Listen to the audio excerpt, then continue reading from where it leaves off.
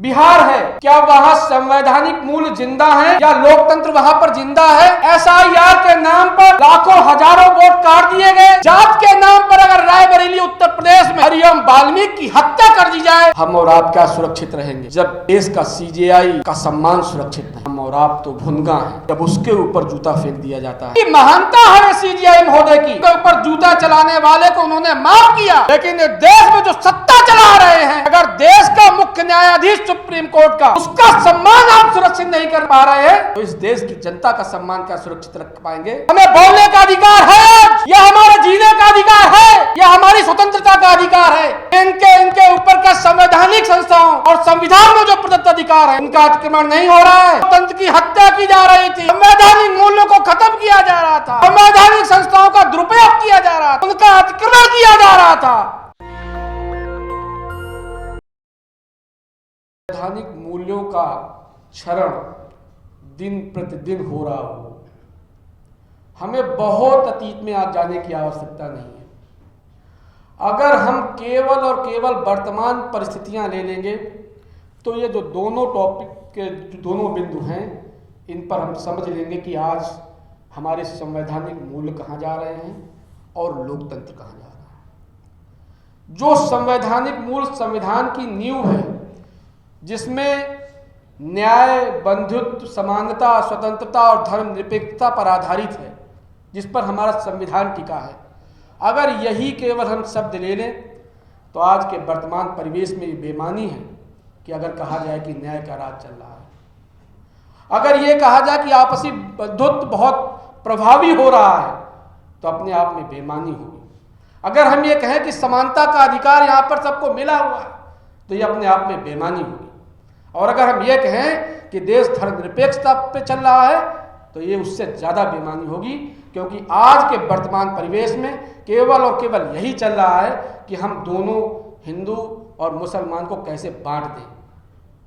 तो यहाँ पर अगर हम इन बातों की बात करें तो बहुत बेईमानी होगी। लेकिन साथियों, ये क्या सब होता रहेगा और हम लोग देखते रहेंगे? क्या इस पर हम लोग चिंतन नहीं करेंगे? और अगर हम लोग चिंतन नहीं करेंगे तो चिंतन करने आएगा कौन या चिंतन करेगा कौन? यहां पर हमारे नौजवान साथी भी बैठे हैं और यहां पर हमारे आगे वाली पीढ़ी है और पीछे जो हम लोगों की पीढ़ी है वो भी बैठी है। अगर हम लोग अपने आगे आने वाली पीढ़ी को देखें या हमसे जो पीछे वाली पीढ़ी है जो हमको मिल रहा है, अगर उनको हम हस्तांतरित नहीं कर पा रहे हैं, तो हम आगे आने वाली पीढ़ी के जो हक अधिकार हैं वो कैसे संरक्षित और सुरक्षित रखेंगे? ये चिंतन का विषय है। जहां लोकतंत्र की बात हो रही है, केवल और केवल एक घटना ले लें, आपके पड़ोसी राज्य में उत्तर प्रदेश का और बिहार है, और जहां पर चुनावी प्रक्रिया शुरू है, क्या वहां संवैधानिक मूल्य जिंदा है या लोकतंत्र वहां पर जिंदा है? एसआईआर के नाम पर लाखों हजारों वोट काट दिए गए और देश का गृह मंत्री अगर यह कहे कि एसआईआर केवल इसलिए किया जा रहा है कि बिहार से रोहिंग्या को हटाना है, तो मैं आज कॉन्स्टिट्यूशन क्लब के माध्यम से, इस कार्यक्रम के माध्यम से देश के गृह मंत्री से यह पूछना चाहता हूं कि अगर एसआईआर इसलिए कराया गया था कि यहां से रोहिंग्या हटाए जाएंगे, तो मुझे वो सूची दे दी जाए जिसमें एक भी रोहिंग्या का नाम काटा गया हो। मैं उस सरकार से क्या अपेक्षा करूं? उस सरकार से क्या अपेक्षा करूं कि संवैधानिक मूल्य जिंदा रहेंगे या लोकतंत्र जिंदा रहेगा, जो लगातार संवैधानिक संस्थाओं को अपने कब्जे में करती है और लोकतंत्र की दिन प्रतिदिन और पल प्रतिपल हत्या करती है। यहां पर अभी सभी लोगों ने अपनी बात रखी और आर्टिकल 14, 19 और 21 की बात की गई। क्या साथियों, हमें बोलने का अधिकार है आज? यह हमारे जीने का अधिकार है, यह हमारी स्वतंत्रता का अधिकार है। ये अपने अपने दिल पर हाथ रख के सोचिए कि इनके ऊपर का संवैधानिक संस्थाओं और संविधान में जो प्रदत्त अधिकार हैं उनका अतिक्रमण नहीं हो रहा है। और अगर नहीं हो रहा है तो हम क्या कर रहे हैं, और अगर हो रहा है तो हम क्या कर रहे हैं। लेकिन साथियों, मैं बड़ी गंभीरता के साथ इस बात को कहता हूं कि अगर हम और आप आज के इस दौर में नहीं संविधान पर जो प्रदत्त अधिकार हैं उनके प्रति चेते, तो हमारी और आपकी पीढ़ी तो ये सर्वाइव कर ले जा रही है, लेकिन आगे आने वाली पीढ़ी सर्वाइव नहीं कर पाएगी, अपने हक अधिकार सुरक्षित नहीं कर रख पाएगी।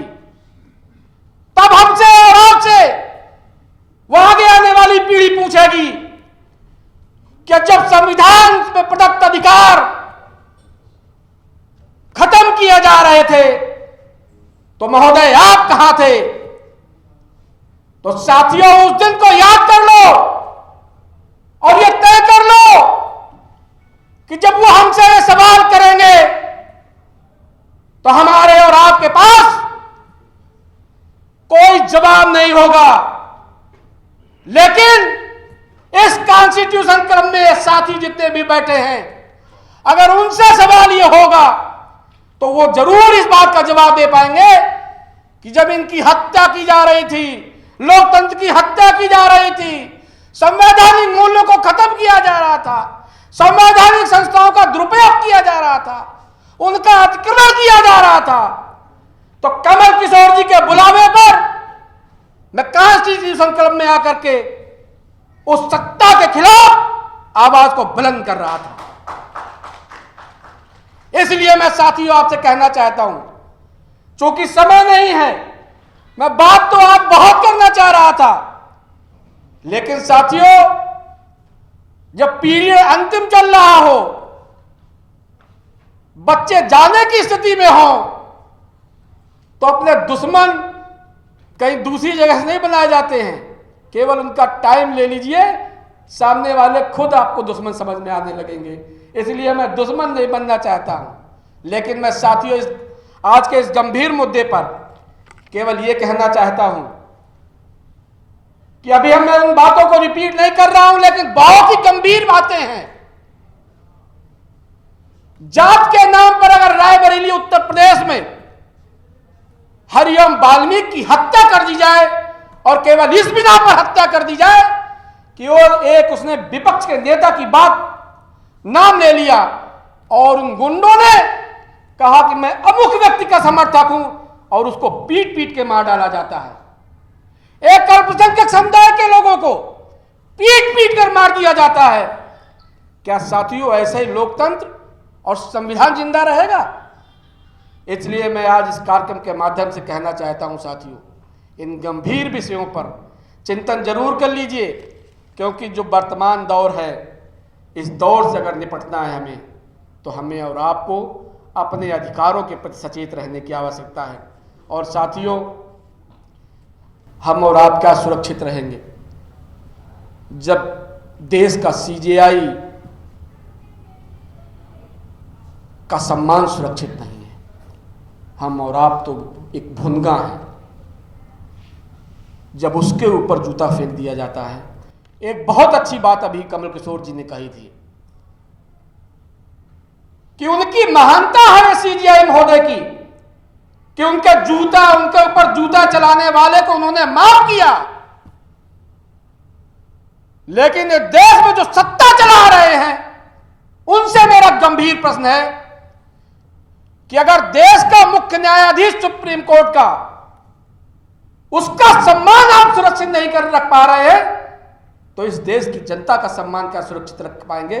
इसलिए मैं दो लाइनों के साथ अपनी बात को बीच में ही खत्म करते हुए कहूंगा कि खामोश हैं जब तक भी रहा जाएगा, हमसे कातिल को मसीहा नहीं कहा जाएगा। नेशनल दस्तक की आपसे गुजारिश है कि अगर इसको बचाना चाहते हैं तो नेशनल दस्तक को सब्सक्राइब करने के लिए रेड कलर के सब्सक्राइब बटन को दबाएं, फिर बेल आइकन की घंटी दबाएं। नेशनल दस्तक को बचाने के लिए बहुत जरूरी है कि हर खबर को शेयर करें, लाइक करें, कमेंट जरूर करें।